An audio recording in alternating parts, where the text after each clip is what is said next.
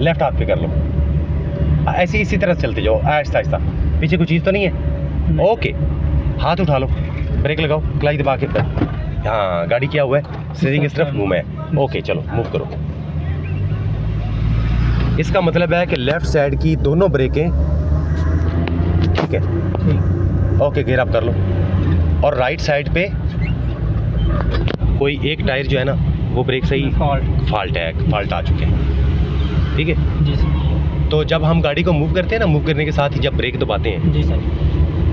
Foot break operation का भी पता चल जाता है, और ये भी आपको पता चल जाता है कि कौन सा ड्रम काम कर रहा है, कौन सा काम नहीं कर रहा। तो गाड़ी को मूव करते ही एक दफ़ा ब्रेक लगा के देख लिया करो। स्टीयरिंग जिस तरफ घूमे ना, आपको पता चल जाएगा कि यार कौन सा ड्रम एक्टिव है, कौन सा नॉन एक्टिव है, ठीक है।